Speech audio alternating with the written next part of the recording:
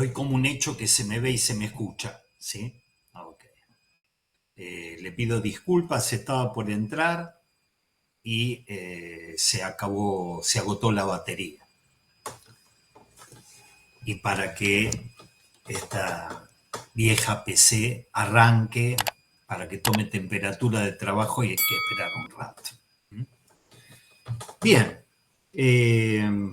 quería trabajar con ustedes un par de temas a partir de 4 citas, 2 de Freud y 2 de Lacan, en la voluntad de terminar hoy la primer clase del seminario 21. Quería empezar por una cita que van a encontrar en la página 7, que dice: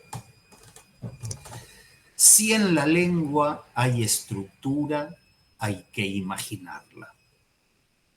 ¿No es eso lo que anticipo con la fórmula le nom du pesar? Si en la lengua la estructura hay que imaginarla, ¿no es eso lo que anticipo con la fórmula le nom du pesar? Es una frase interrogativa, voy a transformarla en una afirmación.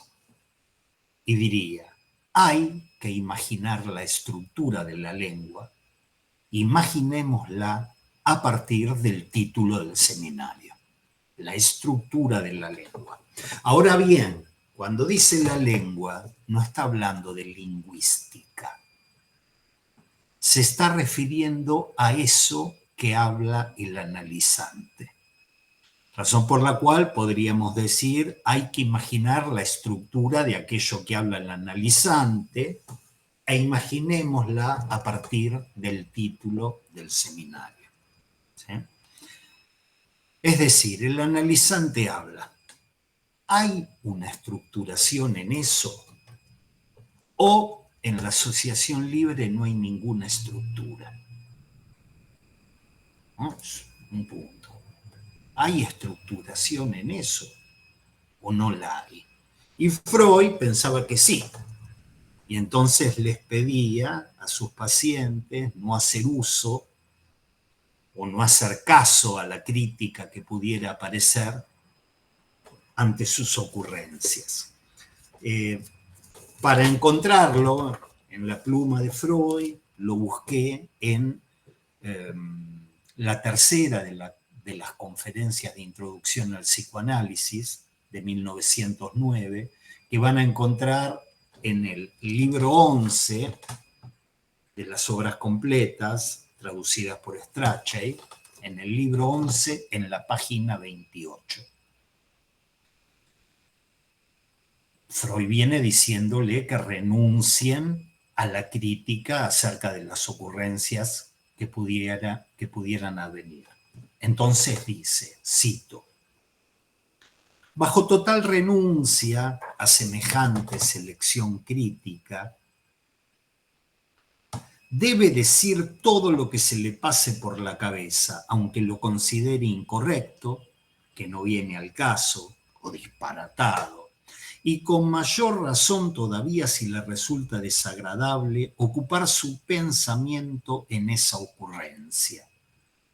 Por medio de su obediencia a este precepto, nos aseguramos el material que habrá de ponernos sobre la pista de los complejos reprimidos.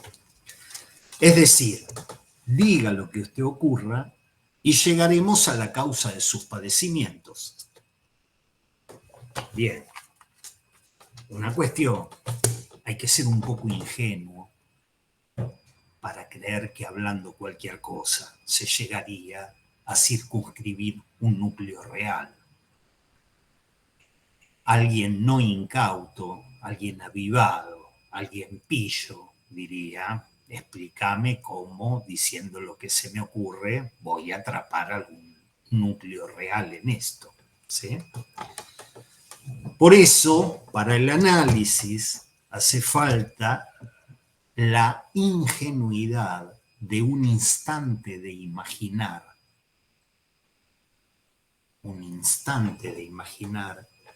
que posibilitará un tiempo de elaborar simbólicamente, que desembocará en un momento de circunscribir un real.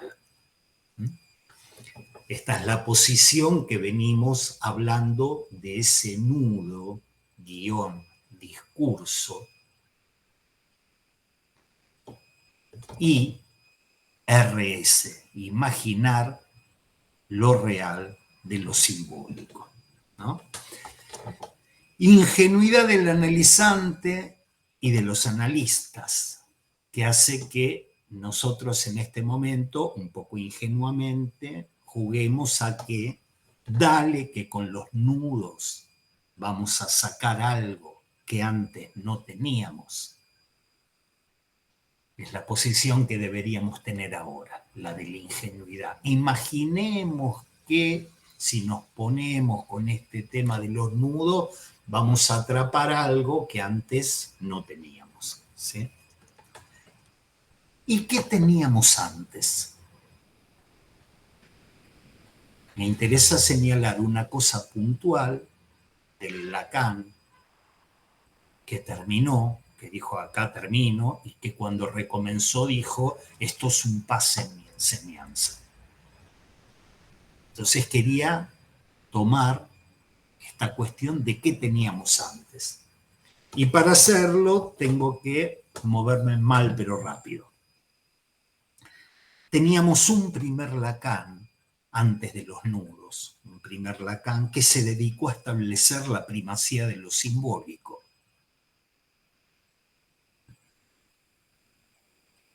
Fuertemente, después de un Lacan que había establecido, si se quiere, la primacía de lo imaginario con el estadio del espejo y ordenaba toda la práctica analítica alrededor de la imagen, nos viene lo que nosotros llamamos el primer Lacan, el Lacan estructuralista, donde trae algunas ciencias en socorro del psicoanálisis para poner en juego, para poner en relieve la primacía de lo simbólico.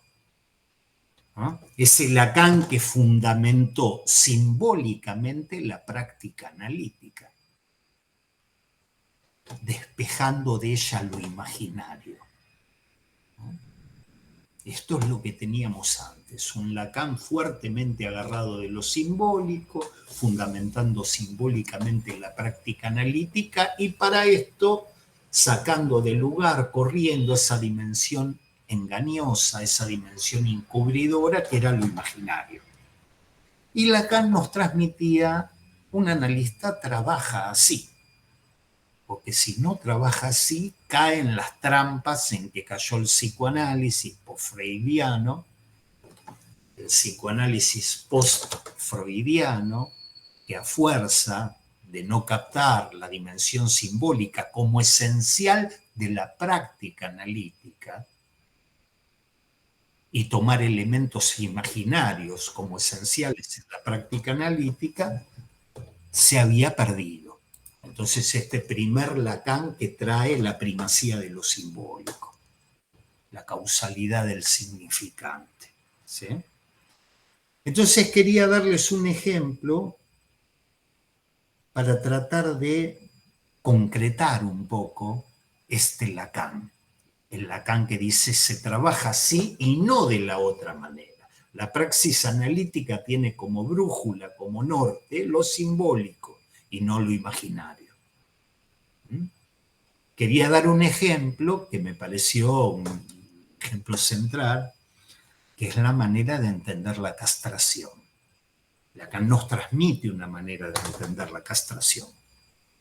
Y en esa manera Lacan diferenciaba una dimensión simbólica de la castración y una dimensión imaginaria de la castración. ¿Sí? La primera, la castración en su dimensión simbólica, es la inscripción de una falta que posibilita el deseo.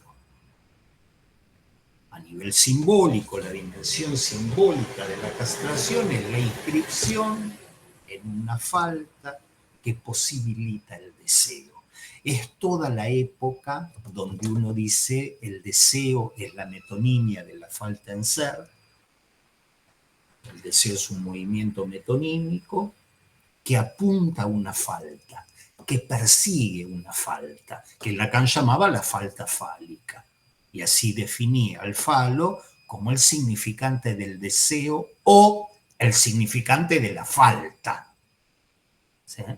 Debía inscribirse en la estructura una falta, que es la falta que posibilita el deseo. ¿Sí? Esta es la dimensión simbólica de la falta que posibilita el deseo. La falta es, digamos, buena. Si está inscrita esa falta y funciona esa falta, pues bien, el deseo se articula, porque el deseo, contra toda intuición, era un deseo de falta. El deseo apuntaba a su significante, el falo, que era el significante de la falta. ¿Ok? Esto era lo que entendíamos en esa época, años A, décadas A, ¿sí? Como un principio rector de la práctica analítica en la medida en que entendíamos que se tenía que inscribir la falta en la estructura.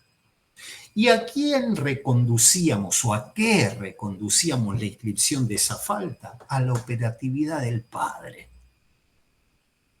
Esa falta se inscribía en la estructura conforme había una operatividad del padre. Una operatividad del padre en tanto símbolo que llamábamos nombre del padre. ¿Y hay definición o caracterización de la dimensión simbólica de la castración? La falta que posibilita el deseo, inscrita a partir de la operatividad del nombre del padre. La segunda, la dimensión imaginaria de la castración, era la castración vivida como un daño en una escena determinada. La dimensión imaginaria de la castración era como un daño en una escena determinada. Uno diría, yo soy un pobrecito muchacho, un muchacho castrado, por eso no sé, por eso no puedo, por eso no me sale, pero ya me crecerá, ya sabré, ya podré, ya tendré con qué. Pónganlo en la escena que ustedes quieran. Pobrecito muchacho castrado puede ser un pobrecito muchacho que hace 50 años está trabajando los textos de Lacan, pero dice, yo no sé, no puedo, no me sale, pero más adelante eso me va a crecer. Es la dimensión de la castración en lo imaginario, como un daño. Estoy a la altura para que se den una idea de lo que sería el seminario 4, ¿no? La castración imaginaria como un daño. Y en esa época decíamos que la castración simbólica o la dimensión simbólica de la castración, ¿sí? Esa falta que posibilita el deseo puede estar inscrita en la estructura, y entonces hablábamos de una estructura neurótica. Decíamos, operó el nombre del padre, se inscribió la castración en la estructura, pues bien, sí se inscribió. Entonces estamos hablando de una estructura neurótica. ¿Sí? Hablábamos de una falta que se podía inscribir en la estructura, pero que podía no funcionar en algunas escenas que se montan sobre la estructura. O sea, podía haber una inscripción de la castración en la estructura, pero no funcionar en algunas escenas. Yo daba ejemplos de la época en que me encontraba con colegas en las aulas y estábamos trabajando ahí, de repente alguien quería hacer una pregunta y iba a levantar la mano para hacer la pregunta, pero no se animaba porque pensaba que si iba a preguntar algo, los demás iban a pensar que era un cabeza de chorlito, que era un tonto. Entonces decía, bueno, prefiero no preguntar a preguntar y jugármela que los demás piensen que soy un gil. ¿Ok? Entonces uno decía, en ese momento, no está operando, hay como un eclipse de lo que sería la falta como posibilitadora del deseo. Y hay una presencia de menos fí en lo imaginario. ¿Mm? No puedo, van a pensar que soy un gil, o se van a dar cuenta que soy un gil, más vale no pregunto nada. Entonces no está funcionando la falta en esa escena. Tal vez en otra escena él salía, se iba a su casa y entraba en una escena de deseo concreta en el plano sexual, y ahí la castración estaba inscrita y operaba en la escena. Es decir, alguien se podía posicionar como deseante en una escena concreta de deseo. Entonces, la estructura, teníamos la idea de que la estructura era la misma, pero había diferentes escenas que se montaban sobre la estructura y que la castración podía estar en función en algunas escenas y en otras no. ¿Mm? Entendíamos que la presencia de la dimensión imaginaria nos anoticiaba de que no ha funcionado, no ha sido operativa la dimensión simbólica de la castración en esa escena. Sí en la estructura, porque esto determinaba una estructura neurótica, a diferencia si había habido exclusión del nombre del padre y no se había inscrito, la falta fálica, etcétera, etcétera, etcétera, que decíamos se trata de una estructura psicótica. ¿Ok? Pero fíjense que hay dos dimensiones cruzadas, ¿sí? Una propiamente la inscripción de la falta en la estructura y otra como daño en una escena. Y aparece como daño en una escena, no sé, no puedo, van a pensar que soy un boludo, o esta mina la encararía, qué sé yo, pero no sé por qué no me animo, porque esto que lo otro. Uno dice, acá no está funcionando la falta, hay como una especie de eclipse, no es que no esté en la estructura está, pero no opera en la escena. ¿Ok?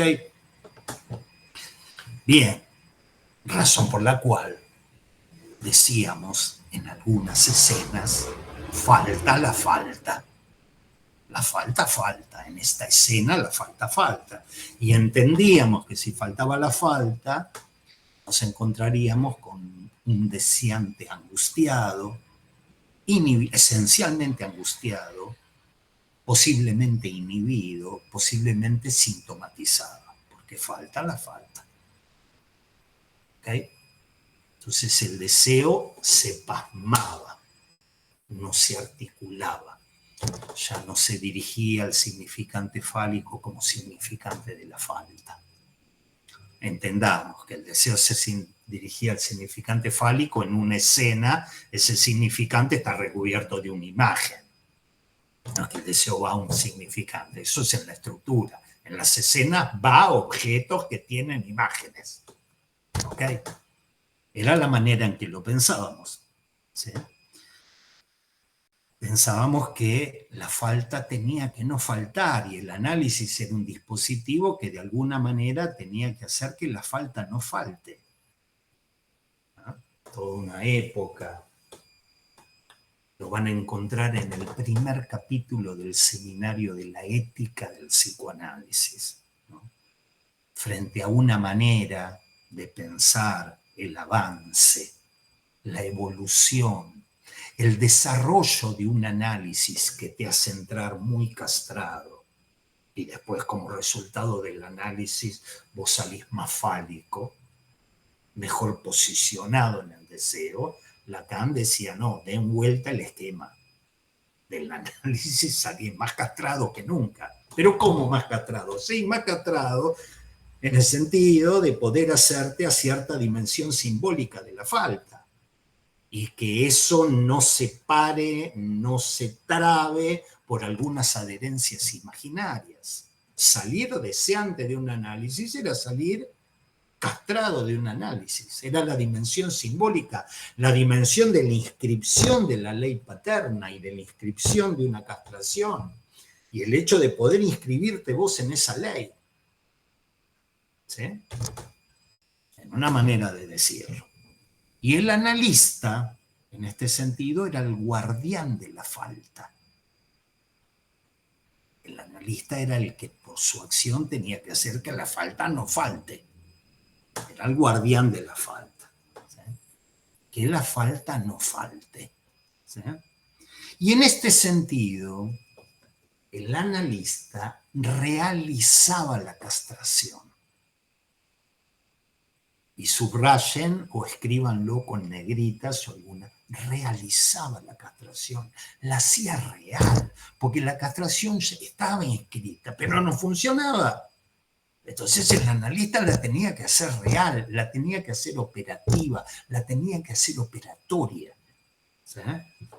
El analista realizaba la castración, la hacía funcionar, la hacía existir como real.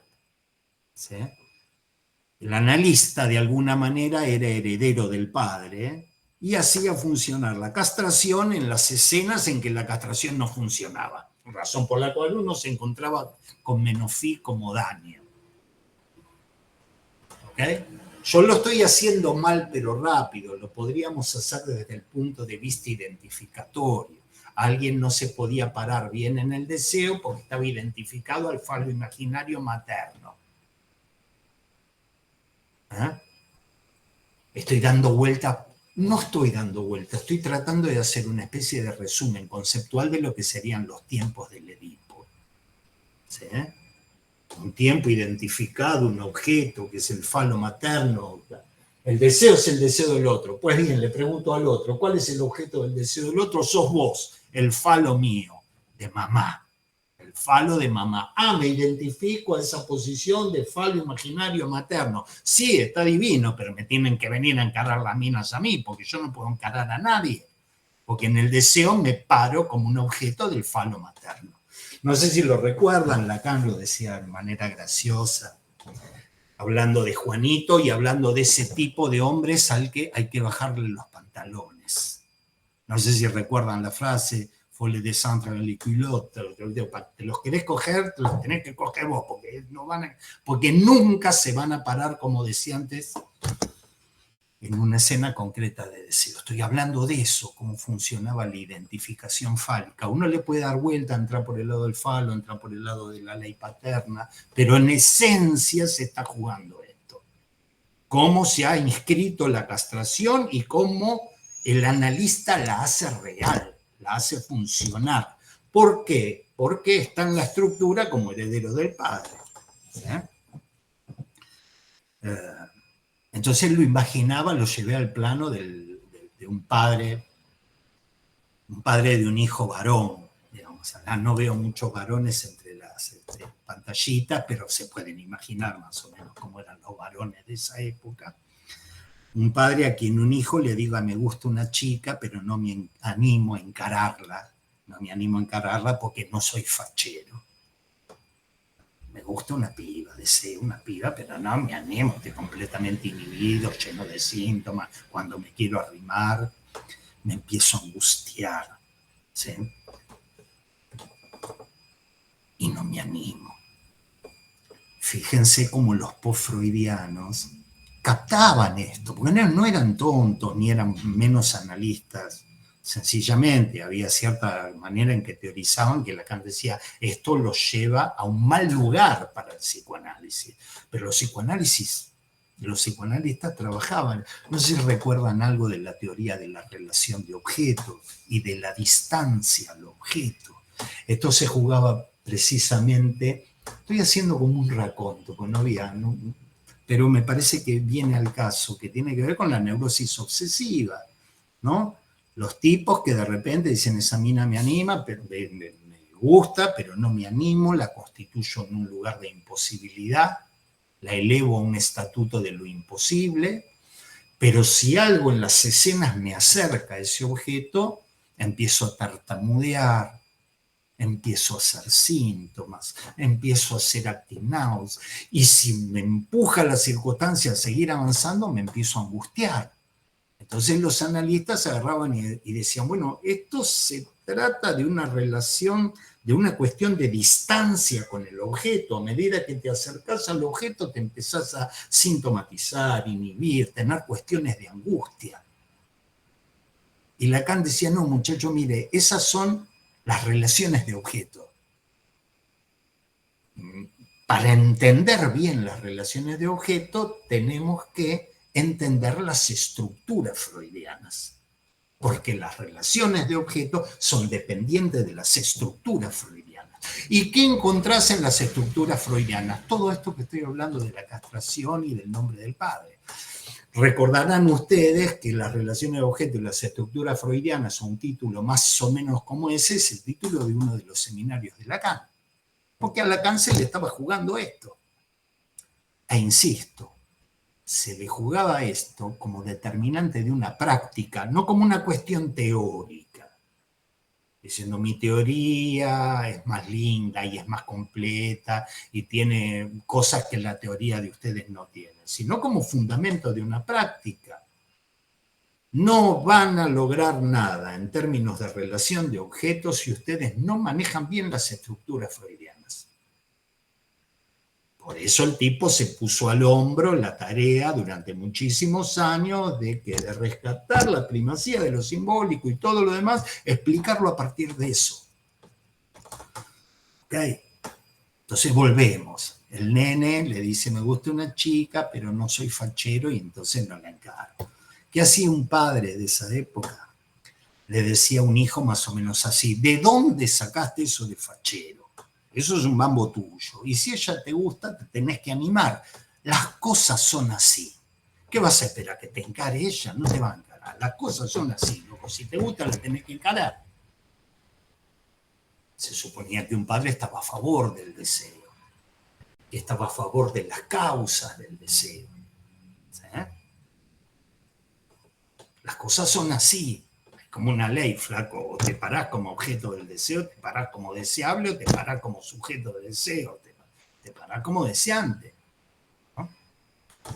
Eso hacía un padre en esa época. El asunto es que un analista hacía lo mismo. Hacía lo mismo, pero con una praxis supuestamente más esclarecida. Estudiábamos como para tener una praxis más esclarecida, entonces teníamos algunos conceptos, como el de identificación fálica, como la angustia, como signo del deseo del otro. ¿No? La angustia es el signo del deseo del otro. La angustia no es un significante es lo que representa un sujeto para otro significante. La angustia es un signo del deseo del otro, que te toma el cuerpo. Es otra cosa. ¿Sí? Hablábamos de la operatividad del nombre del ley del padre, hablábamos todo eso, pero de última, ¿están ahí? Ah, bien, porque de repente desaparecieron todos. Tengo batería. Pero de última, lo que les quiero transmitir es que había una práctica que tenía cierta sospechosa semejanza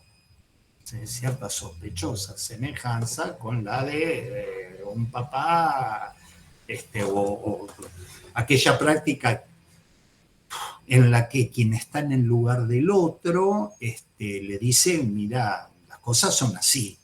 Un padre con una hija o una madre con una hija, te tenés que poner de determinada manera, no vayas a ser muy encaradora, mostrate femenina, no seas muy machona, no hagas, era tratar de ubicar las cosas en lo que se llamaba la dialéctica fálica.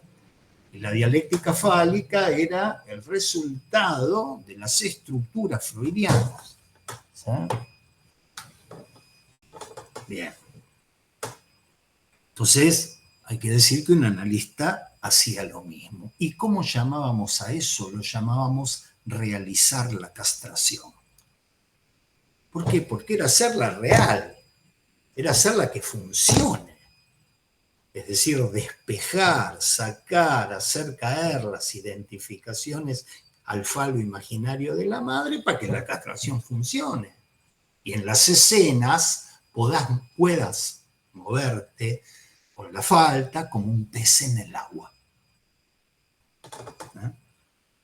Entonces decíamos que un análisis sirve para eliminar, para despejar las adherencias imaginarias como respuestas al deseo, es el deseo del otro. ¿Eh? uno despeja esas adherencias imaginarias como respuesta a la pregunta del deseo es el deseo del otro, que es ese tiempo del Edipo que posibilita la identificación fálica en un sujeto, correrlo de ese lugar, desalojar, decíamos, al sujeto de su identificación con el falo materno, y decíamos que el análisis realizaba, hacía reales, los significantes amo que han encarnado, que han marcado la vida de un sujeto. Entonces, un análisis, esos significantes amos que venían del lado del padre, uno los hacía funcionar. Era el guardián de la castración, el garante de que la falta no falte, el garante que desalojaba al sujeto de su identificación fálica. Y así se supone que funcionaba la práctica analítica. ¿Sí?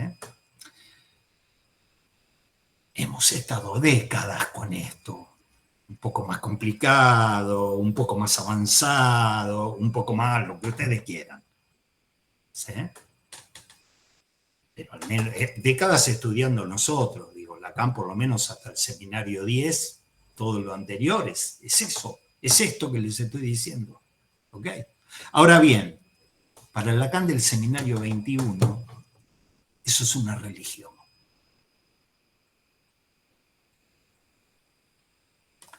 Es fuerte decirlo. Para Lacan del seminario 21, eso es un nudo RSI. Eso es un nudo que realiza lo simbólico de lo imaginario. Por eso me tomé mi tiempo para transmitírselos.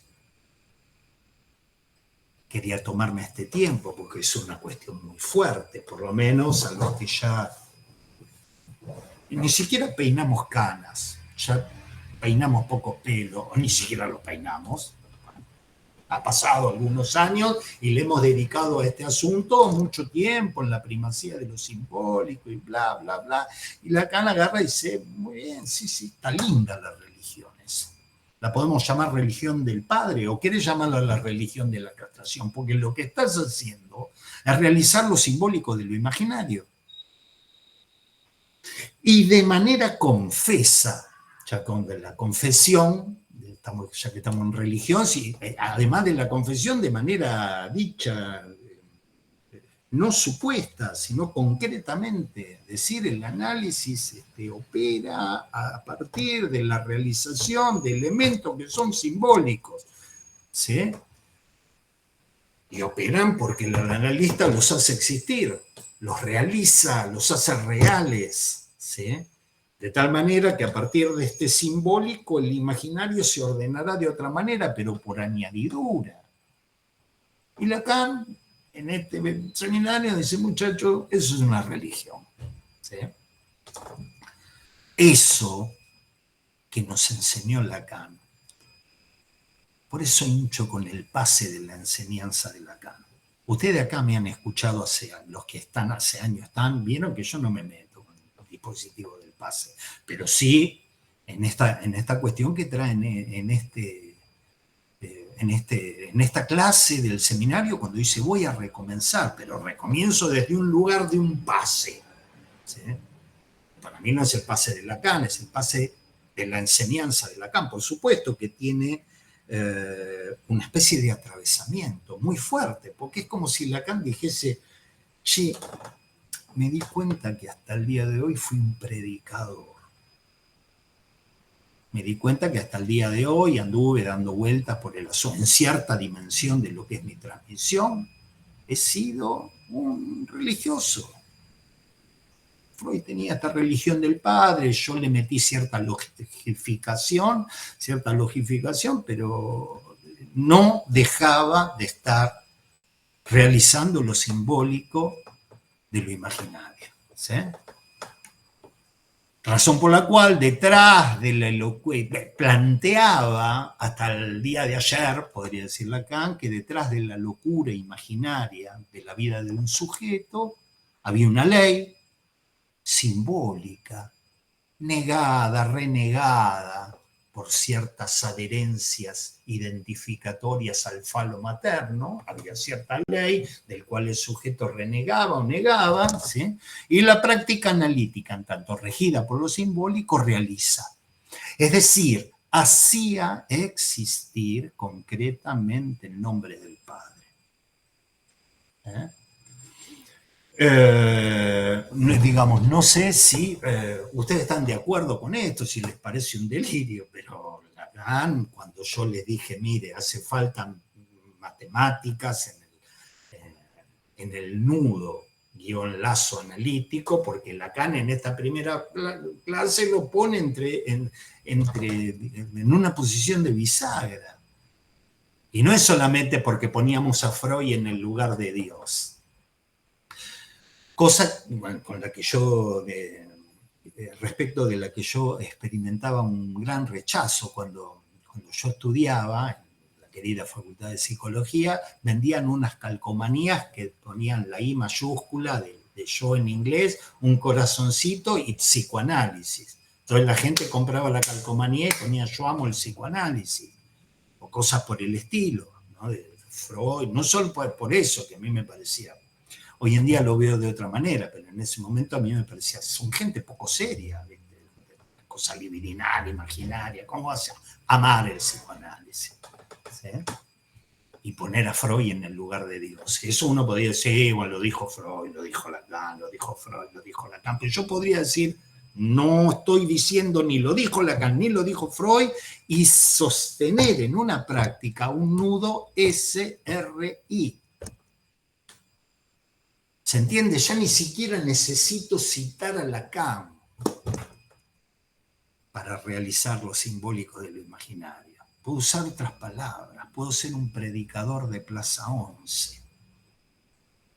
Es un predicador de Plaza 11 que tengo todo un simbólico, que son las leyes que se derivan de, vaya uno a saber qué, la Torá, el Talmud, lo que ustedes quieran. Ciertas leyes, de qué sé yo, que hay que estudiar y que eso ordena un imaginario, esas leyes, y yo con mi praxis de predicador, no de chamullo, no es que yo digo, ay, la ley es esta y después voy a mi casa y soy terrible canalla. No, yo lo sostengo, lo realizo. Y uno diría, mira, es un religioso porque lo sostiene en acto, ¿sí? Y Lacan se aviva que el psicoanálisis puede ser exactamente lo mismo. Más piola, más lindo, ¿sí? Pero puede ser exactamente lo mismo. ¿Sí? Entonces, la práctica analítica realizaría, lo voy a decir así, los nombres del Padre, si es que pensamos que ya no hay un elemento, sino que eso se pluralizó, ya no hay un significante de la ley en el otro del significante y que tiene que ver con el Padre, sino nombres del Padre, digamos, pero que operan de esta manera ordenando, ¿sí? Uno puede realizar esos nombres del Padre, realizar les noms du Père, hacerlos reales, estaría realizando lo simbólico de lo imaginario, estaría haciendo religión. Y el encuentro entre un neurótico y un psicoanalista daría el mismo resultado que el encuentro entre un neurótico y un predicador, por ejemplo, cristiano. ¿Sí? Es muy apaciguante cuando vos te podés inscribir en la ley de Dios. Es muy apaciguante. Porque si yo mañana, la semana que viene, me tengo que hacer unos estudios y esos estudios dan una manchita, no sé en qué lugar, y cuando el médico mira el estudio y mira la manchita y me mira a mí y me dice, anda ordenando tus papeles, anda haciendo, qué sé yo, porque esta manchita, qué sé yo puedo agarrar, ponerme a llorar, angustiarme, gritar y decir, ¿por qué a mí? ¿Por qué a mí? ¿Por qué no al vecino? ¿Por qué a mí? ¿Por qué a mí? En cambio, si vos te inscribís en una ley donde está la sabiduría del gran otro, donde vos tenés un lugar, y el otro sabe por qué te mandó eso, tranqui, vos entregate a Dios, digamos, Dios sabe, Dios es su infinita sabiduría, sabe. Ponerse en ese lugar implica perder algunas cosas, pero ganar otras. Desangustia. ¿Sí? Meterte en un dispositivo analítico también desangustia. Cuando uno dice, che, mirá, no es caótico lo que te pasa. Hay algo que explica lo que te pasa, lo vamos a laburar. ¿Sí? Estoy poniendo en funcionamiento un dispositivo y una vez que ese dispositivo está en juego, puedo armar mi práctica en el sentido de realizar lo simbólico de lo imaginario. ¿Ok? Por eso es que siempre nos interesó, además de ese Lacan que hemos estudiado mucho, que hemos estudiado como quien estudia la Torá, porque uno lo estudia con la lapicera en la mano, tomando notas, subrayando, va, viene, como decíamos, descifrándose a partir de, ¿no? Pero al lado de este Lacan que les vengo colocando, que les vengo diciendo, al lado de este Lacan había otro Lacan que nos interesó ubicar, que en el mismo momento en que hacía todas estas cosas, se entregaba a lo que él llamaba la búsqueda de lo real. A él no se le escapaba que había un simbólico que ordenaba un imaginario. Pero él decía, sí, pero yo no tengo garantías que haya un real acá en juego. ¿Sí? Entonces iba a la búsqueda de lo real. Lacan, que no se quedaba en la articulación de lo simbólico imaginario, un Lacan que se preguntaba, por ejemplo, si hay un real en lo simbólico, por ejemplo, si hay un real en el nombre del Padre.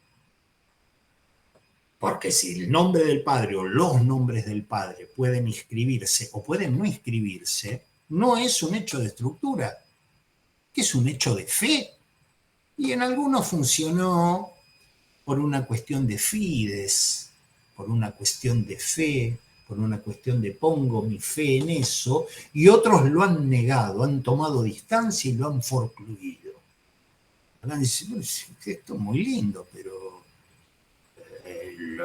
en algún punto me dice, che, acá no hay real, no hay nada real en juego en eso, es un símbolo, es tu relación con un símbolo. ¿Sí? Eso se puede estudiar en diversas prácticas, la semiótica, la lingüística, tu relación con los signos, pero Lacan buscaba algo más real. Tiene algo real esto. ¿Sí?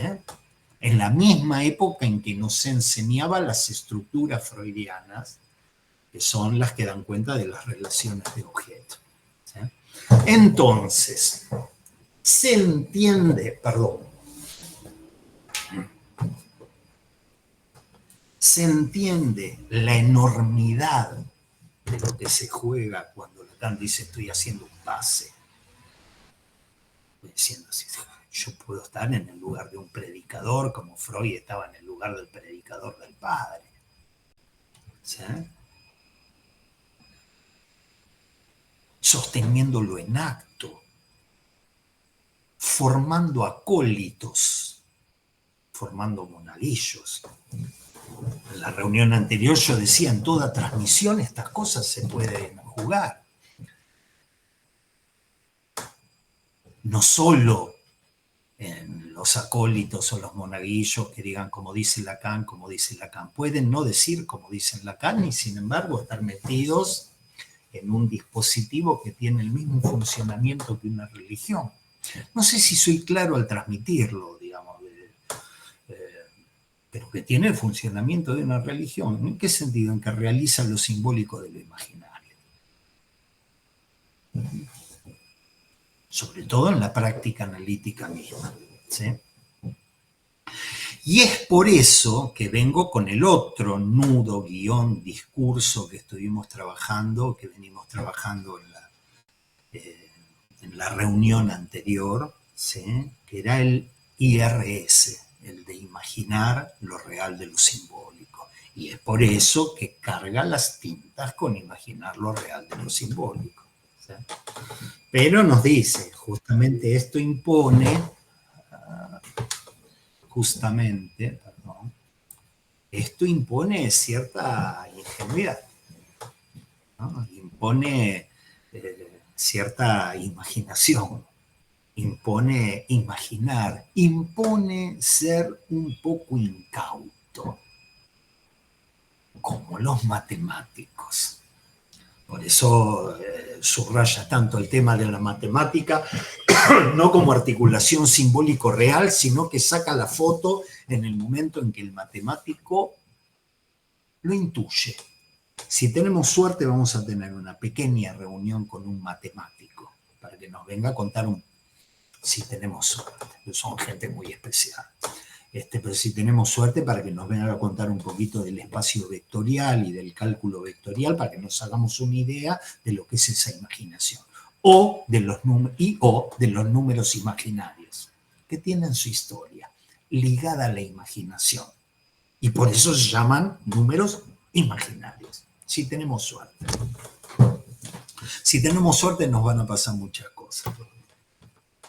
Estoy hablando con una lingüista que es gramática generativa, que hace gramática generativa y que a lo mejor nos pueda dar una manito para entender algunas cositas, entre otras del idioma japonés, pero de la escritura japonesa, pero además algunas cuestiones de psicoanálisis. Así no las repetimos como si fuesen versículos bíblicos. Si tenemos suerte. Entonces, evidentemente la posición de imaginar, ¿sí? Evidentemente esta de imaginar lo real de lo simbólico, implica cierta dimensión transferencial hacia el psicoanálisis y hacia Lacan y sus benditos nudos, que nos dicen, por allá tirados en el piso, pero que nos dice, imaginen que, ven que esto traba acá, bueno, vieron que en la neurosis, ¿no? Juguemos un poco a qué, dale que con los nudos, ¿sí? Y en ese sentido yo me quería reconocer como un chorlito, yo como un cabeza de chorlito, ¿sí? Imaginemos, intuyamos que a lo mejor llegamos a algo real, ¿sí? Dicho sea de paso, lo de cabeza de chorlito, después de toda una vida que me lo han dicho, no me lo dijeron 1000 personas, pero me lo dijeron una persona me lo decía, sos un cabeza de chorlito. Por primera vez después de tanto tiempo, miré y me di cuenta que el chorlito era un pájaro, era como la dupe en francés, el chorlito. Y me puse a mirar imágenes de chorlito que me gustaron mucho y le voy a pedir a Juan, le pido en este momento, en acto, de manera performativa, le pido a Juan en este momento que si tenemos o cuando tengamos la grabación de este encuentro le pongamos la imagen de un chorlito, ¿no? Es un pájaro muy bonito, que se supone que es un pájaro medio nabo, se supone que es un poco incauto, por eso salió de lo de cabeza de chorlito, como la dupe francesa, parece un pájaro que ve en la jaula y se mete en ellos solo. Y los demás pájaros dicen, che, este es medio ingenuo, no se dio cuenta que era una jaula. Entonces, tenemos que ser un poco cabeza de chorlitos para entrar en el nudo IRS. ¿Sí? Subrayo, imaginar lo real de lo simbólico. ¿Por qué se puede imaginar de otra manera? Es decir, lo imaginario puede tener otro valor, puede tener otro estatuto. Y para eso quería trabajar con ustedes una frase que van a encontrar en la clase, en la página 9. En la página 9 yo la tengo en el segundo renglón. Yo la voy a leer tal cual la transcribí yo, porque yo ya les comenté que este seminario no está establecido por quien tiene los derechos y el saber. aparte de los derechos legales para establecerlo, no lo ha establecido, y Lacan habla de una forma muy coloquial. ¿Sí? Les contaba, dice un francés, dice je hace así, je y quiere decir je ne sais pas, pero no te dice je ne sais pas, te dice je pas. Por eso uno vaya y no entiende nada, por más que haya estudiado. Porque y Lacan habla así, je pas, con frases entrecortadas. Entonces la transcribí, pero está en el segundo reloj. Y que dice así. Y bien, estamos en este contexto, en que lo imaginario puede tener otro estatuto, que el imaginar puede tener otro estatuto. ¿Ah? Decimos, tenemos que imaginar lo real de lo simbólico, si queremos hacer un nudo psicoanalítico. Pero él dice, sí, pero ese imaginar puede tener otro estatuto. Y en ese contexto clava esta frase. Y bien, aquí está un punto de lo que tengo que decirles en lo que respecta a la diferencia que se muestra en los no ingenuos. Les voy a hablar de los no ingenuos, no de nosotros, cabeza de chorlito, sino los no ingenuos. Si los no ingenuos son aquellos que rechazan la captura del espacio del ser hablante, coma, si son aquellos que pretenden sostener su libertad de acción, yo soy no ingenuo y hay cierta captura de lo que vos me estás contando con nudos, que yo afirmo mi libertad de acción, hay algo que es preciso saber imaginar. Es la absoluta necesidad de que de ello resulta un error. Los no ingenuos, por posicionarse de determinada manera respecto de esta cuestión de nudos que les estoy hablando, necesariamente terminan cometiendo un error.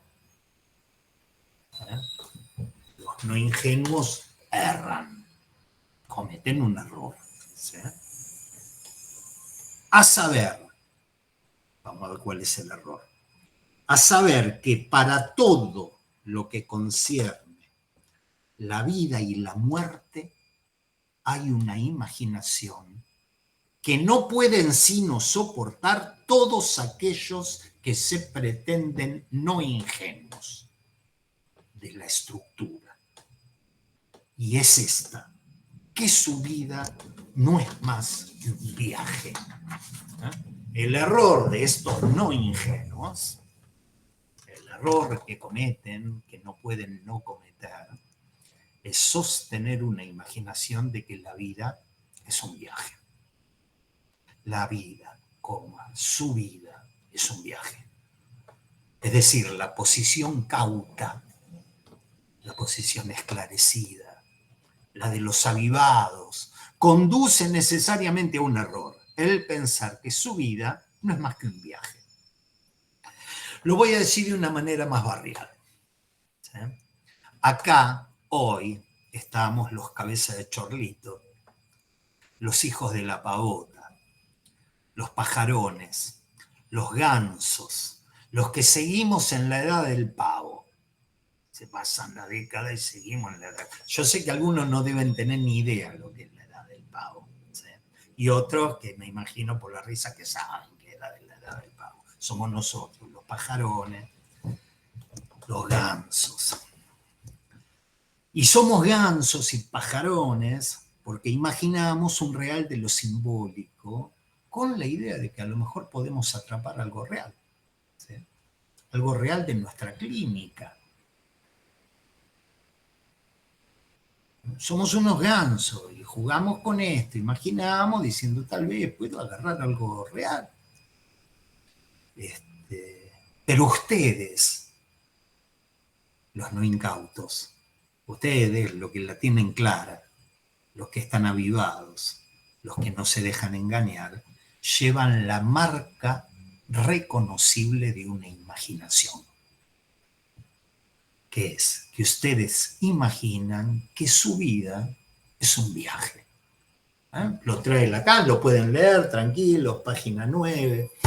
Mi manera de transcribirlo no estuvo del todo linda, pero además de mis defectos como traductor, está que es una frase donde las oraciones subordinadas están mezcladas, entonces termina repitiendo lo que quería decir. O sea, pues lo que quería decir era, estos chabones tienen una marca y pretenderse avivado respecto de la estructura lo lleva necesariamente a una posición, la de que la vida es un viaje. ¿Sí? Los no incautos, los avivados, se imaginan que su vida es un viaje en el que hay un desarrollo, una evolución, un viaje en el que hay avances, que hay pasos hacia adelante, que hay retrocesos, estancamientos, hay progresos. Y en eso se engañan. ¿Eh? Creo que era Paula de Marco que había traído, que había encontrado, los desengañados se engañan. ¿Sí? Ellos se engañan. Ven que su vida es un viaje y en esto se engañan. ¿Sí? ¿Por qué se engañan? Porque no ven que todo eso, el avance, el retroceso, el estancamiento, el paso adelante, el paso atrás, todo eso está al servicio de un saber inconsciente, escrito, invariante, que se juega en la compulsión de repetición que situó clínicamente Freud. Ustedes se engañan, muchachos.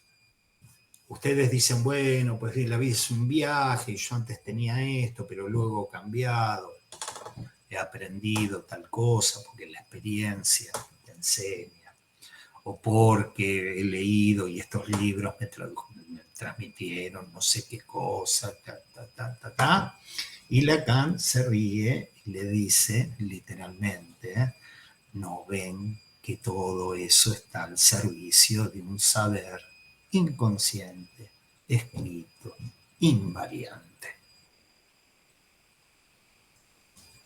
Yo avanzo, ahora avanzo, y uno dice, y eso está al servicio de un saber inconsciente, escrito, invariante. Ahora estoy medio parado, y eso está al servicio de un saber. Los apiolados entienden que su vida es como un viaje, pero además entienden la vida, la realidad, el mundo en el que viven como un viaje, ¿sí? Como un desarrollo. Los apiolados. Y esto a todos los niveles. Por ejemplo, a nivel de las ciencias sociales. ¿Sí? Se me ocurría el ejemplo del materialismo histórico. ¿No? El materialismo histórico en las ciencias sociales, Marx, Engels, ¿sí? Tratan de explicar la historia de la humanidad y su desarrollo a partir de la dialéctica materialista, de las relaciones sociales de producción. Entonces dice, bueno, hemos avanzado del sistema de producción feudal al modo de producción capitalista y luego hay una evolución. La historia va a algún lado, la historia va a alguna parte, hay alguna evolución. Lacan dice, se engañan. Se engañan. O el plano propio de la religión. Y en el plano propio de la religión, Lacan dice, estos son los avivados son los cristianos, la religión cristiana. ¿Sí? Hace una referencia, la van a encontrar en la última parte de la clase, al cristianismo, porque para el cristianismo nosotros estamos de paso en este mundo. Estamos realmente de paso en este mundo porque esta vida es un valle de lágrimas, sí, pero el viaje sigue. Y el viaje no acaba en la muerte, el viaje sigue hasta el punto de postular la vida eterna, con todo lo bueno y con todo lo malo. Una cosa es la vida eterna en el paraíso, en el cielo, y otra cosa es la vida eterna en el infierno. Digo, porque hay viajes que uno le diría, bueno, está bien, este compro, pero vivir eterna en el infierno es, y es un viaje, ¿sí? Y Lacan toma y va a tomar cada vez más una posición cada vez más decidida en el sentido de que sea lo que sea que haya inscrito en el saber inconsciente, sea lo que sea que haya inscrito en el saber inconsciente, eso es invariante. Eso es invariante. Esta idea ustedes deben decir, bueno, no inventó nada. Esto está más allá del principio del placer. Freud también se encontró con esto. No es que has inventado nada. Pero la idea de Lacan es que algo de esto estaba en Freud desde el principio. Porque uno podría decir, Freud en determinado momento era un poco ingenuo. No un poco ingenuo, un poco avivado. Lo jugué de la otra manera, de agarrar y decir, hay un progreso. Si yo levanto la represión, si yo va a haber un progreso y en el análisis va a haber un progreso y qué sé yo, y en determinado momento se pega el palo de imaginar un real de lo simbólico. Dice acá no podemos hacer nada porque el sujeto repite una y otra vez más allá del principio del placer. Sí, pero eso es 1920. Antes se tuvo 20 y pico de años escribiendo cosas. Y Lacan tiene la idea de que algo de esto a Freud ya lo tenía en la cabeza. Y por eso es que en esta clase, en la clase 1 del seminario 21, nos trae el último parágrafo de la interpretación de los sueños. Es el último parágrafo de la interpretación de los sueños en el que Freud trata sobre el valor premonitorio del sueño. ¿Sí? En el último capítulo de la interpretación, en el último no capítulo, en el último parágrafo de la interpretación de los sueños, Freud nos habla del valor premonitorio del sueño y nos dice así, está en la página 608 del tomo 5. ¿Vieron qué fácil es que te pinte una onda predicador? ¿Viste? En vez de decir artículo tanto, versículo tanto, uno dice tomo quinto, página 100 y nota ta. Con esto uno lo...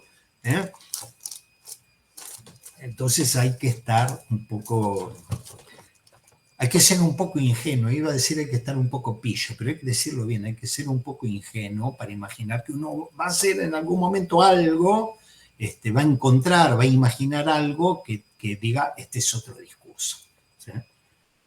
608, página 608, ¿no? Preguntando sobre el valor premonitorio del sueño. Freud dice lo siguiente, y el valor del sueño para el conocimiento del futuro, ni pensar en ello naturalmente, ni pensemos que un sueño puede servir para el conocimiento del futuro. ¿Sí? Podríamos reemplazarlo por esto otro, para el conocimiento del pasado. Un sueño te puede permitir conocer el pasado. Pues del pasado brota el sueño en todo sentido. Y dice, aunque tampoco la vieja creencia de que el sueño nos enseña el futuro, deja de tener algún contenido de verdad. Que el sueño nos permita conocer el futuro, tal vez no deja de tener algún contenido de verdad. En la medida en que el sueño nos presenta un deseo como cumplido, nos traslada indudablemente al futuro, dice Freud. Pero este futuro que al soñante le aparece presente es creado a imagen y semejanza de aquel pasado por el deseo indestructible. Así, pone punto y termina la interpretación de los sueños. Fíjense qué final armó este muchacho. Dice, tal vez algo del futuro, tal vez algo de esto pueda haber, ¿viste? Porque es verdad, este deseo, que en la medida en que es un deseo cumplido, tiene que ser como una especie de futuro para el soñante, pero lo soñó ahora y entonces presente, pero sí, pero viene del pasado por un deseo indestructible. ¿Sí? Entonces allí que Freud está hablando del valor premonitorio del sueño, uno siguiendo a Lacan podría afirmar que en cierta forma el sueño tiene un valor premonitorio. ¿Sí? Insisto en esta exposición de Freud. No digo el argumento, pero digo la exposición. ¿Sí? Podríamos afirmar que en cierta forma un sueño tiene un valor premonitorio. A ver, no premonitorio de lo que va a pasar mañana. Soñé que había 2 camellos que venían caminando y entonces después 2 aviones se estrellan contra las Torres Gemelas. Y digo, wow, mi sueño tuvo valor premonitorio respecto de lo que iba a pasar con la... No, premonitorio de lo que te va a pasar a vos. ¿Por qué premonitorio de qué me va a pasar a mí? Loco, porque esto está todo armado alrededor de un deseo indestructible, dice, ¿no? Un deseo indestructible que se presenta a imagen y semejanza en diversos deseos, ¿no? Entonces dice, podríamos afirmar que en cierta forma el sueño tiene un valor premonitorio porque el deseo del sueño, que se figura como cumplido en el futuro, que al soñante le parece presente, es creado a imagen y semejanza del pasado por el deseo indestructible. Quisiera que subrayemos 2 cositas ahí, ¿no? Deseo indestructible y que subrayemos la expresión a imagen y semejanza. ¿Eh? Va a haber algunas cuestiones que quiero trabajar hoy para terminar la clase 1 de Lacan, pero hay otras que hay que subrayar, decir, a imagen y semejanza. No es una manera de decir. Lacan lo extrae, lo pone en alemán, dicen, che, acá está hablando de una imagen, está hablando de una forma. Vamos a ver a dónde nos lleva Lacan con su imaginación de cabeza de chorlito. ¿Sí? El deseo indestructible es una estructura invariante. Repito, el deseo indestructible es una estructura invariante. La clase que viene vamos a trabajar 2 textos de Freud, que son agregados a la interpretación de los sueños. Vamos a trabajar 2 textos y lo vamos a trabajar con un poquito más de detalle. ¿Sí? Porque no es lo mismo agarrar y decir que un deseo es indestructible a decir que es invariante. Cuando alguien te dice a vos es indestructible, vos imaginás no sé qué. Cuando alguien te dice a vos esto es invariante, vos decís, che, esto es matemática, esto es lógica. Estamos hablando de variables, de invariantes. No sea cosa que este niato nos hace jugar, nos hace imaginarnos cosas para tratar de atrapar un real y nos cambia alguna palabrita y nos mete lógica, nos enchufa lógica otra vez. Pero dicen, imagínate. El deseo indestructible es una estructura invariante. Y esto nos sirve para empezar a pensar una manera de concebir el análisis que no sea una práctica religiosa. A ver, lo digo de nuevo. Imagínense que trabajamos con un ser hablante en una especie de nudo que armamos con ese ser hablante, pero que hay una estructura invariante. ¿Qué tipo de práctica podríamos armar si sabemos que hay una estructura invariante? ¿Sí? Entonces, podemos pensar la práctica analítica de otra manera, de una manera muy diferente y que Lacan dice, che, esto es como una especie de pase para mí. ¿Sí? Entonces, el punto es este. Uno podría concebir un análisis como un viaje. digo, habitualmente esa es la manera en que lo concebimos. No podría concebir el análisis como un viaje y decir, y empecé con tales síntomas, luego pude superar esos síntomas a partir de ciertas elaboraciones que tienen que ver con cierto desciframiento en el cual yo me metí, entonces a partir de esto he podido superar y lo he superado y es un estadio de evolución del análisis de otro momento. Y uno dice, bueno, se puede concebir perfectamente un análisis como un viaje. ¿Sí? Se trataría de un viaje muy especial, no es un viaje lineal. Y es muy especial porque su mecanismo crucial es la retroacción. Es el après-coup. Se enseñó a reconocer Lacan en Freud.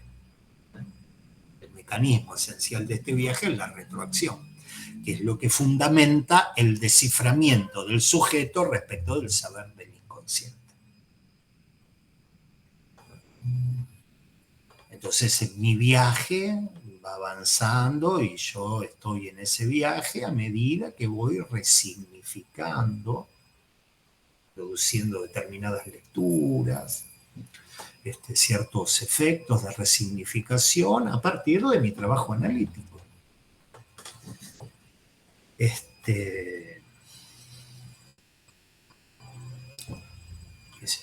Creo que ya he dicho el caso de alguien que, qué sé yo, se le arma un imaginario porque le han puesto como nombre a Romeo y se le arma un imaginario que tiene que ser el Don Juan de cada mujer que se le acerca. Está mal dicho, pero avancemos por ahí.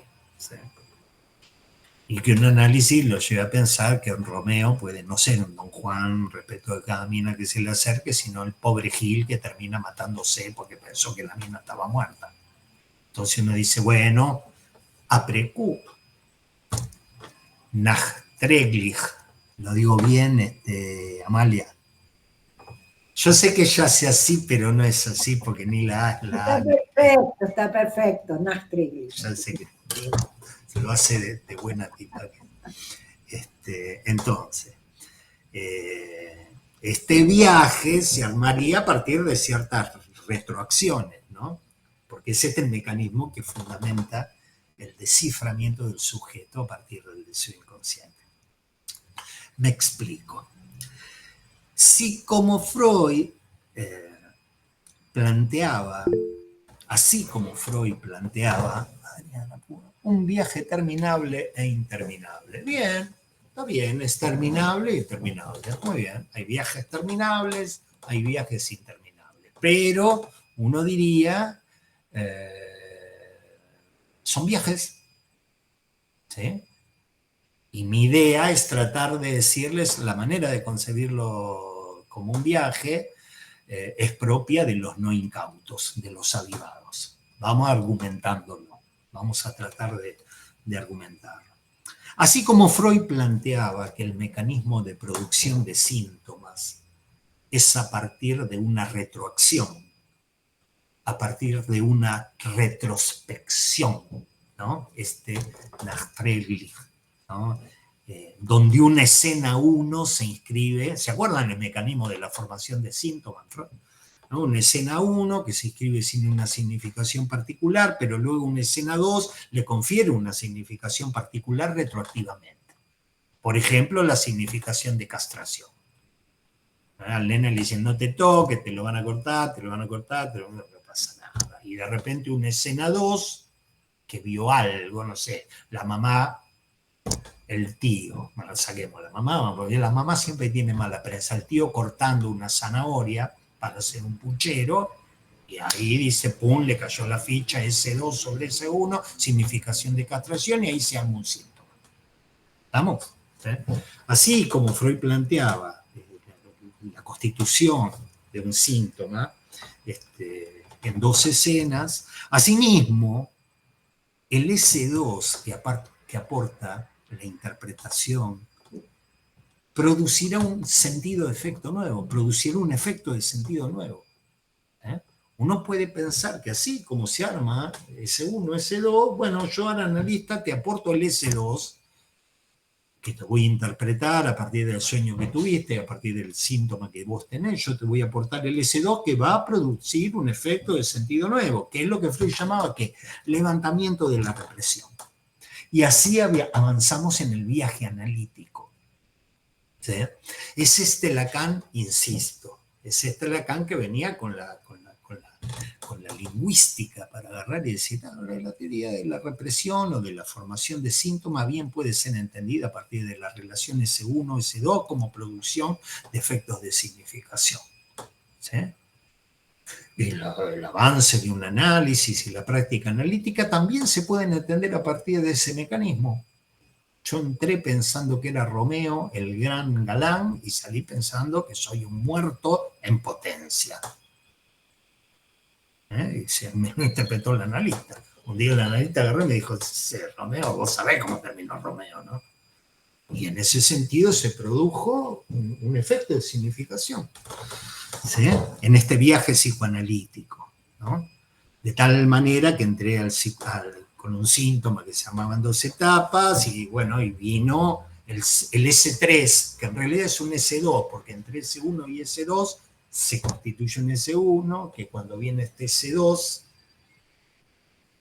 lo hemos visto, lo hemos trabajado en detalle, pero S1, S2 se produce un efecto de significación, que es un S1 para el que viene un S2, que se produce un efecto, que es un S1 para este S2. Entonces, a esa interpretación de Romeo vendrá otra interpretación que armará una escena 4, y así sigue mi viaje analítico, de aprecupa en aprecupa.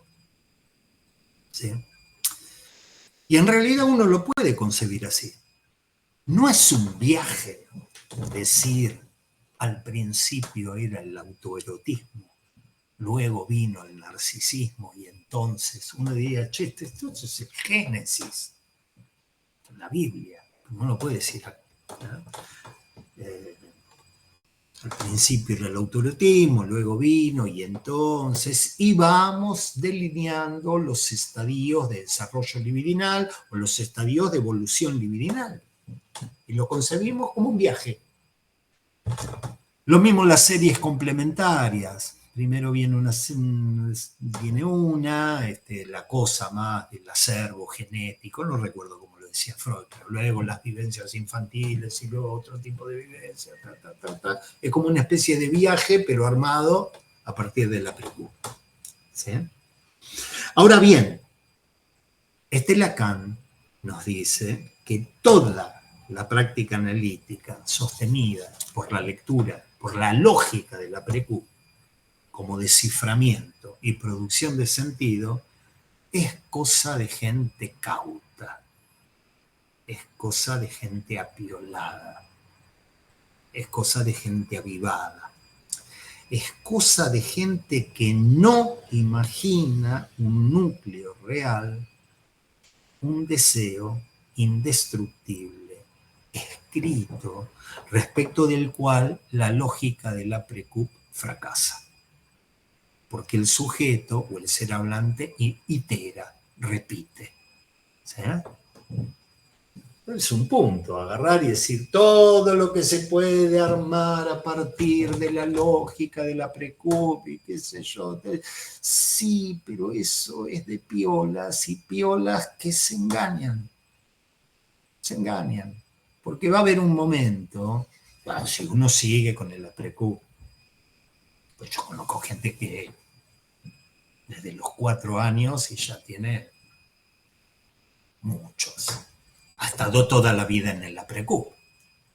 De un análisis, 40 años de análisis, sigue en el precup y sigue el precup y uno agarra y dice, bueno, no se ha captado allí, no se ha ubicado, no se ha cernido un núcleo real, un deseo indestructible, una estructura invariante que hace que ese precup fracase, porque en ese punto ya le pasó a Freud, le pasó a Lacan y les pasa a ustedes también. Ustedes tiran ese 2, tiran ese 2, tiran ese 2 y se sigue tirando a la pileta sin agua. Muy buena la imagen muy buena esa imagen del que se tira la pelo pincho. Digamos, ese tuvo un acto fallido. Pero bueno, se tira la pileta sin agua. ¿Sí? Al punto en que nosotros podemos tratar de imaginar, no tenemos que ser muy serios, porque si somos muy serios decimos, bueno, chabón, tenemos acá la lingüística estructural de nuestra parte para entender este paradigma, bla, bla. Y te mata el muy serio. Pero si uno es medio cabeza de chorlito, dice, bueno, tal vez podemos llegar a imaginar que la precup es una manera de dar sentido que oculta, que vela una invariancia. Si uno es medio, dice, a ver, voy a tratar de imaginar un real de lo simbólico. Bueno, tal vez este precup sea como que tenga como una especie de dimensión encubridora, ¿no? Porque le da sentido, hoy tiene este sentido, mañana tiene este sentido, y pasado me di cuenta que tiene este sentido, sí, pero puedo llegar a imaginarme detrás de esos sentidos una dimensión real, ¿sí? Ocultada, velada, por ese sentido, velada por el precup. Ustedes entenderán que se abren dos dimensiones clínicas completamente diferentes, porque una te va a llevar a la precup, ya estoy en la escena, en el S847, respecto de todos los S anteriores que he ido resignificando, y hace 20 años que resignifico. ¿Sí? Y el Tigre Lacan que te diga, sí, sí, sí, pero eso es todo variable. ¿Sí? No ha sido lo suficientemente ingenuo. Yo lo sigo a la letra en este sentido, porque a veces se me arma de otra manera. Por eso hace un rato tuve un fallido. Ha sido muy ingenuo, pero Lacan acá, por eso las traducciones a veces no están buenas, sobre todo cuando son imposibles. No has caído en la trampa de la estructura, te quisiste ir de la trampa de la estructura, te quisiste escapar. Más vale ser chorlito, metete en eso. Imagínate que ahí adentro hay un real de lo simbólico. ¿Sí? Entonces, de esta manera tenemos las condiciones para poder imaginar, y tal vez con las cintitas y las cuerditas y qué sé yo, tengamos alguna posibilidad de imaginar esto, de que ese precup vela una invariancia. ¿Sí? ¿No será que el análisis, dale que el análisis, juguemos a que el análisis debería posibilitar circunscribir esa invariancia y ubicarse en ella, hacerse a ella, saber hacer con ella? Dale que un análisis debería poder dar las condiciones de posibilidad para que uno se pueda hacer a, se pueda pegar a, se pueda ubicar en. Porque tal vez ese síntoma, tal vez esa invariancia, lo voy a decir como lo van a encontrar en la clase 1, ¿sí? Tal vez ese saber real inscrito sea lo único real del ser hablante. Tal vez ese saber escrito invariante sea lo único real de ese ser, de ese ser hablante. ¿Se imaginan si el laburo de un análisis, en vez de seguir de precup en precup, pudiese ubicar un síntoma como residuo repetitivo? Un síntoma como residuo repetitivo que sea lo más real de un ser hablante. ¿Lo pueden imaginar esto? ¿No? Si eso se repite, es un saber, también es un residuo, porque esto no estaba en la entrada. Yo no lo veía así, pero quedó como un residuo. Che, pero ¿por qué no lo trabajás un poco más? No, porque ya lo laburé, y la precup me da cosas que encubren esto, porque esto es lo más real. Todos los demás son construcciones variables. ¿Sí?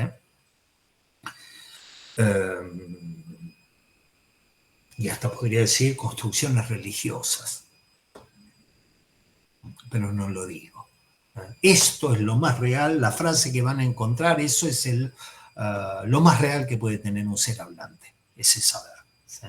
Tal vez, ¿no? Ahora bien, ¿qué ética se plantearía a partir de ese hacerse, a partir de ese ajustarse, a partir de ese saber hacer con? Esto implicaría una ética. No nos van a servir esas éticas que tenían que ver con lograr un equilibrio, las éticas del principio del placer, porque parece que esta estructura invariante le importa tres velines si yo estoy bien o estoy mal con ese deseo indestructible, porque lo sigue más allá del principio del placer. ¿Qué ética se podría tener? ¿Qué ética como razón práctica? ¿Qué ética como posición subjetiva se podría tener respecto de eso? ¿Sí? Insisto, todas las metáforas de la homeostasis, de justo medio, se van muy al carajo, porque yo siempre me voy al carajo. Siempre me voy al carajo. Voy a jugar al fútbol, me rompo todo, voy a hacer no sé qué, me voy al carajo, me voy a tomar un copete, me voy al carajo. Llega a un punto donde uno dice, che, ¿qué ética te podés hacer con eso? Porque es lo más real que tenés. Después lo podés interpretar, porque mi padre, porque mi madre, porque Maradona, porque hace años que no seguimos cambiando, por lo que vos quieras. Construcciones, variables, pero lo más invariante es eso. Sería un síntoma raro, Lacan lo empezó a escribir de otra manera, yo no quiero avanzar en eso, porque si no se van todos corriendo al 23. Entonces agarro y digo, bueno, vamos despacio con eso, ¿sí? ¿Qué ética se podría plantear? Les quería contar una respuesta que la podríamos ilustrar, le podríamos dar este soporte imaginario, con un refrán, que es una paremia que podemos encontrar en el ingenioso hidalgo Don Quijote de la Mancha, que para nosotros es Don Quijote, de la misma manera que Cervantes Saavedra, para nosotros es Cervantes, Don Quijote, ¿sí? Y que es un refrán que en la pluma del Manco de Lepanto, ¿no? En la pluma de Cervantes, genio y figura hasta la sepultura. Es el ejemplo de lo que sería un significante. Es raro como significante, porque explícame qué quiere decir genio y figura hasta la sepultura. Es como un refrán. La paremia es eso, es como la pelota no se mancha. De hecho, ya se lo mandé. Hay un pequeño trabajo lingüístico que se llama Genio y figura hasta la sepultura, que es a partir de esa paremia o de las paremias que uno puede encontrar en Don Quijote de la Mancha, y que si bien es un trabajo lingüístico que de psicoanálisis no nos puede aportar mucho, para mí era como se lo mandé a Juan para que lo suba al blog, porque era como una especie de homenaje a otro texto que leímos hace mucho, que era la experiencia del proverbio en la lengua malgache. No sé si se acuerdan, hace años leímos la experiencia del proverbio en la lengua malgache, que está en alguna de esas grabaciones de alguno de esos encuentros, ¿sí? Entonces acá metemos una paremia, que es decir, genio y figura hasta la sepultura, porque es una paremia que nos sirve para pensar en este tipo de situaciones. Gustavito tenía 9 años y ya Gustavito en el colegio se hacía notar porque actuaba en todos los actos, laburaba de velero, de farolero para el 25 de mayo, y si faltaba alguna mazamorrera, él se vestía de mina, se transvestía y actuaba de mazamorrera, él se hacía ver, ¿sí? Che, ¿y qué es de la vida de Gustavito? Y tiene 90 años y sigue la misma. Y en ese genio y figura hasta la sepultura. Hacia esa genio y figura hasta la sepultura. Por supuesto, ahora en los 90 no se viste de mazamorrera en el colegio, pero el tipo se hace ver, siempre está. Imaginen eso como un síntoma, ¿sí? Imaginen eso como una posición subjetiva, ¿sí? Dudaba, pero les voy a contar algo autorreferencial. Y con esto termino y pasamos a las preguntas o puntuaciones que haya. Hace un tiempo se cumplieron 25 años de que yo terminé la secundaria, hace un tiempo, ¿sí? Y resulta que uno se encuentra con gente que no ve hace 25 años. Y el viaje de la vida, esta vida que es un viaje, me llevó enormemente lejos de el lugar donde yo estuve en ese momento hace 25 años. Me llevó el viaje de la vida, me fue llevando hacia otros lugares. Ya ese barrio no lo visitaba hace tiempo, esa gente no la veía hace un cuarto de siglo.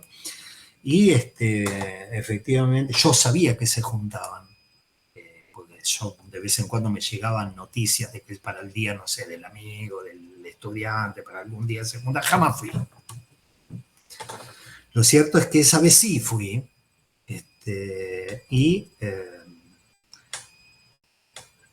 Cuando llego digo hola y automáticamente me di cuenta quién era quién, por los apellidos. No hacía falta que me digan los apellidos. Yo me daba cuenta 25 años después, yo no sé si sigue avivando, no sé qué funciona ahí. Y me pongo a hablar con una persona antes de hablar con los demás, y esta persona, Norberto, agarra, se da vuelta y dice, llegó Cueva, llegó el Traga. Llegó Cueva, llegó el Traga. No sé, para los que no son de Argentina, el Traga acá es como una especie de expresión que comprime lo que es un tragalibros. ¿Sí? Un tragalibros. Y en un momento digo, ¿por qué decís eso? Yo jamás fui el Traga. Y este tipo, Norberto, se da vuelta y dice, Cueva dice que no era el Traga. Y se empiezan a reír todos, cosa que en un momento me funcionó como una especie de espejo en el cual yo no me reconocía, porque estaba llegando a un lugar que decían, llegó el tragalibros, ¿no? Y yo no me reconocía en eso. Y en una de esas, otra compañera, dice Roberto, bueno, Cueva, vos no te podés olvidar que siempre andabas con un libro en la mano y que te las arreglaba para responder las cosas que preguntaban los profesores.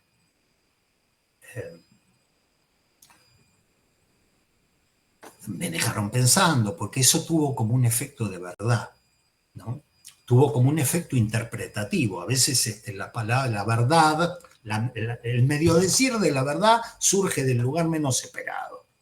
El medio decir de la verdad surge en el lugar menos esperado, pero algo de eso me tocó.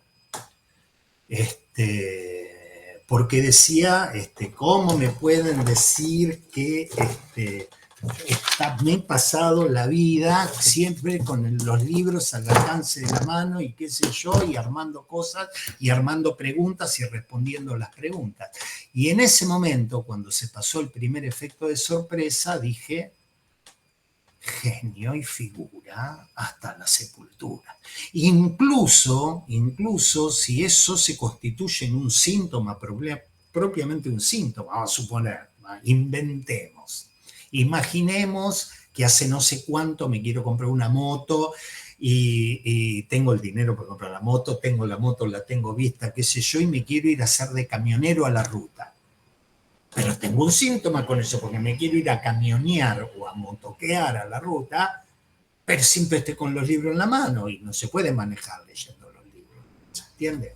Entonces, una posición que uno puede pensar sintomática, pero que sea genio y figura hasta la sepultura. Una cosa, no vayan a creer que este es el único rasgo de quien les habla. Hay otros rasgos de los cuales yo diría genio y figura hasta la sepultura, pero eso no se los voy a contar porque no son contables. En cambio uno puede decir, bueno, los libros, más o menos queda bien. Bien, vamos a dejar hoy acá, o voy a dejar hoy acá y abro a la conversación que podemos tener. Adriana Pérez Fournier ha levantado la mano.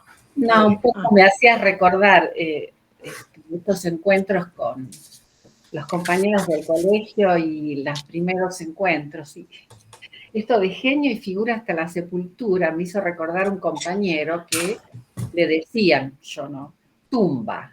Ese era el apodo. Tumba. Y resulta que Tumba. Para. No hablaba. No, me voy a poner para. No sigas. Dale. No, este compañero, ¿ahora me escuchás? Sí, antes te escuchaba, pero ahora mejor. Bueno, no, el apodo que le habían puesto era Tumba, porque no hablaba nada. Cuando nos encontramos, después de 25 años también, o 20, no me acuerdo, nos enteramos que se dedicó a ser periodista deportivo, ¿no? Donde hablaba mucho. Entonces, claro, fue la sorpresa para todos, de Tumba, que no hablaba nada, a hablar en la radio. No, esta invariante que vos decís también, como esto que antes referiste, ese saber real, escrito, invariante. Acá hay algo que se me hace un poco de embrollo. Entonces, hay un saber en lo real, lo pregunto, lo real es invariante, entonces ahí donde se me hace un poquito de algo que no me cuesta muy bien seguir. Lo invariante tiene que ver con lo real, eso que no cambia, pero a la vez tiene un saber, y si tiene un saber, ¿cómo se relaciona con ese invariante? Esta es lo que se me habla. Bien. Un poquito. Bueno, sí, es una buena pregunta. Es una buena pregunta y de hecho yo hasta me atrevo a meter la palabrita residuo sintomático. ¿Sí?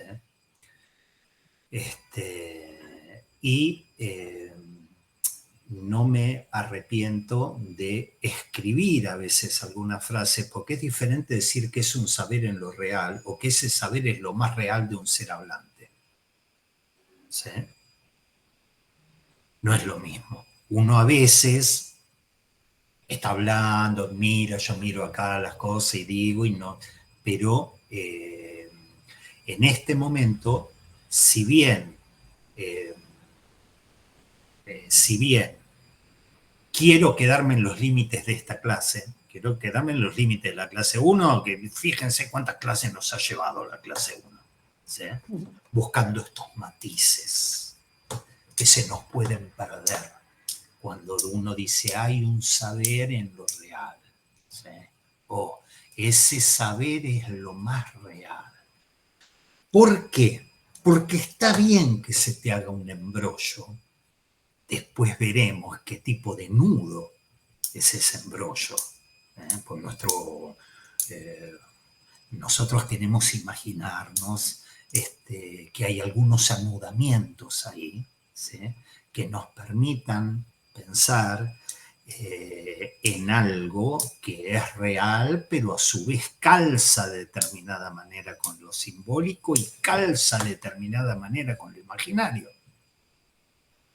Y no solo eso, que esa manera de calzar cada uno con los otros dos hace que cuando digamos real y cuando digamos saber, digamos diferentes cosas. Por eso yo digo, a ver, tomémoslo así. Podemos hablar de lo real de lo simbólico, pero que no va a ser lo mismo que lo real de lo imaginario, que no va a ser lo mismo que lo imaginario de lo real. ¿Sí? Si uno agarra y dice, bueno, se me hace un embrollo, porque se trata de un saber, ¿sí? ¿Hay un saber en lo real? ¿Mm? ¿O hay un real articulado en el saber? Y cree que real es lo mismo en las dos expresiones, ya no fuimos de plano, ya no fuimos de plano. Por eso está bien que se te haga un embrollo, discúlpame que te diga así. No, está bien. Lo que pasa es que dice ese saber real escrito. Aparte está escrito, lo cual le agrega, hay un plus ahí. Muy ¿no? bien, Al claro. embrollo. Sí, Está escrito. sí. Y cada una de estas cuestiones va a haber que dar cuenta. Sí, sí, y de cada una de estas cuestiones va a haber que dar cuenta. Y a lo mejor uno dice, sí, es real y es lo más real que hay, pero a su vez está articulado. No es está articulado hasta el punto que Freud escribía argumentos con eso. Elevar a alguien a la dignidad de no sé qué, después derrumbarlo, digamos, son secuencias, ¿no? Y son secuencias que depende cómo se articulen. Y no sin la dimensión imaginaria, ¿sí? Por eso tenemos que tener, yo también tengo que tener un poco no te diría la paciencia, digamos la constancia de agarrar y decir, sí, es un embrollo. En este momento es un embrollo y como retomamos en algún lugar, ¿se acuerdan cuando Lacan decía, no crean que esto no es un enigma para mí mismo, no vayan a pensar que esto no es un enigma para... Que uno, como les dije, sabe, uno cree que no es un enigma, que él sabe, pero él te dice, vamos, Adriana, te lo respondo en la clase 2. Dale. Vamos a dejarlo, te lo respondo Sí, en sí. la clase 2 vemos. Otra cosita final, porque también Sí. eso que uno escucha tanto respecto a los finales de análisis, saber hacer Muy bien. ahí, y ahí queda, ¿viste? Y ahí me pregunto siempre, ¿qué es saber hacer ahí? Porque vos lo nombraste, saber hacer con. Muy Entonces, bien.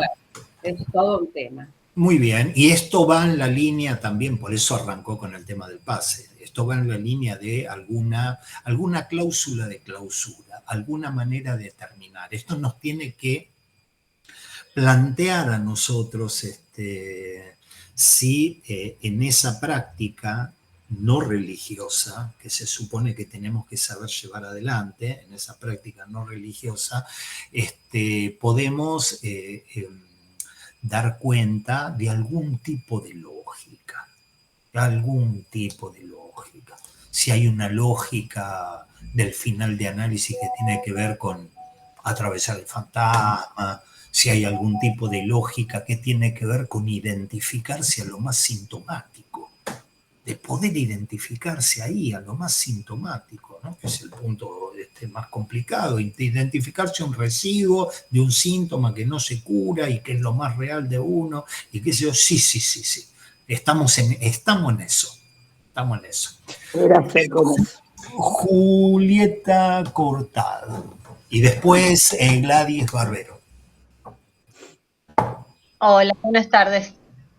Con esto de que hay un saber en lo real, me preguntaba si como oposición no puede ser que hay un real en el saber. Me parecía algo un poco más preciso en relación a lo que venimos trabajando de la cadena significante, el saber, el S1, el S2 y algo de lo que se dice, algo de lo que no se dice como real. Sí. Está bien.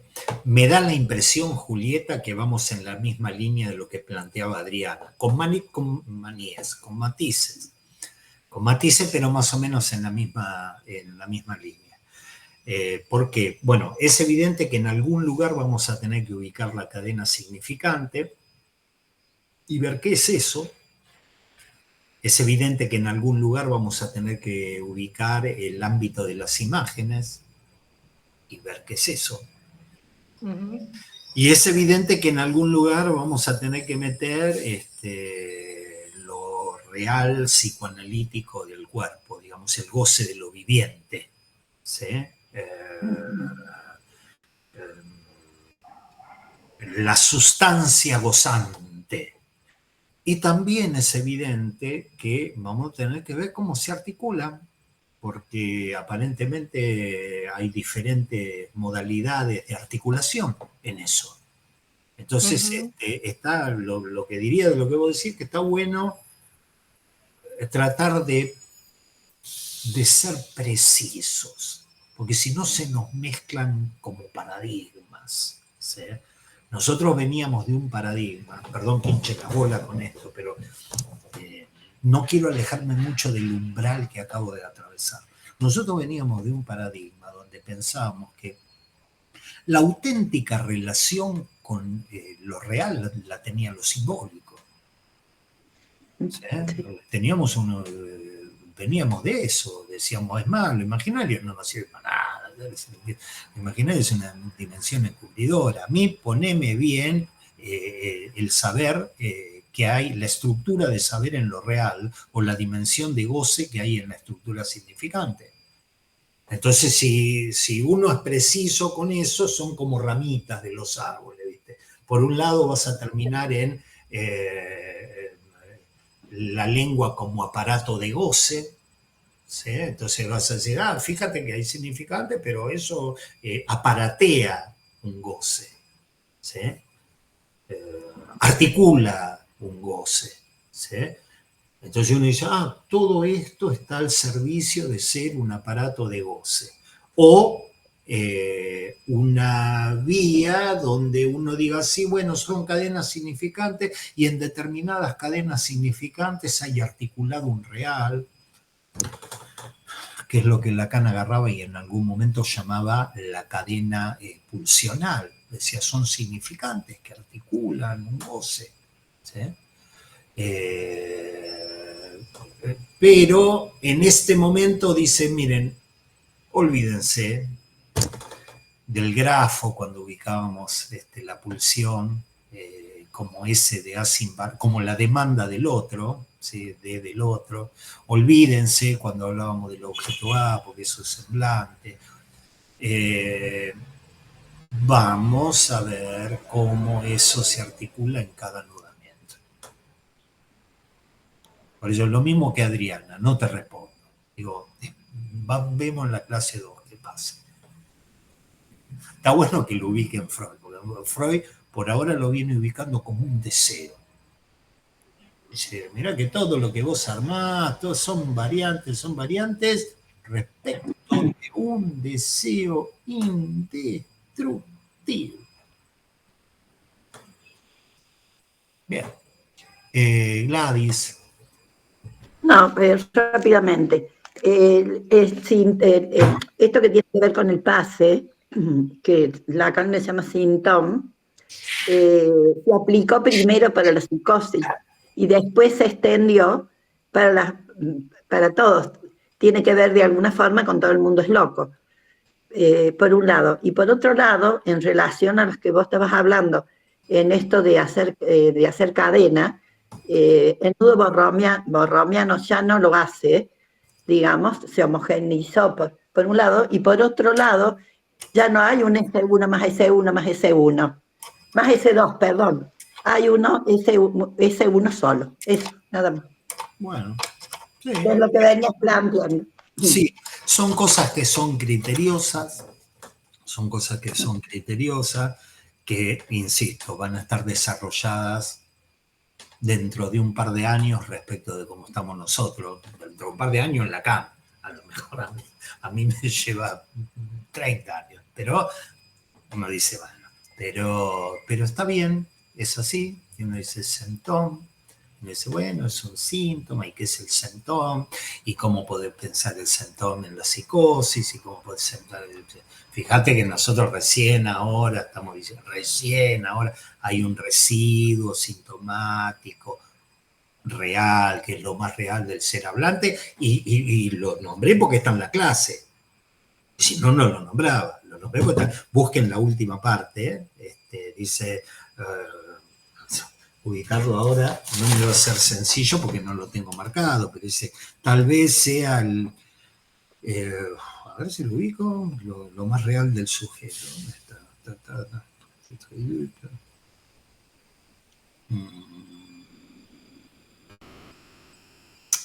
Son letras tan chiquitas estas, y está todo tan subrayado que no ubico dónde dice, pero dice que ese saber es lo más real del sujeto. Después, si en todo caso alguno lo ubica, que me lo diga, pero lo nombré no más que por eso, ¿eh?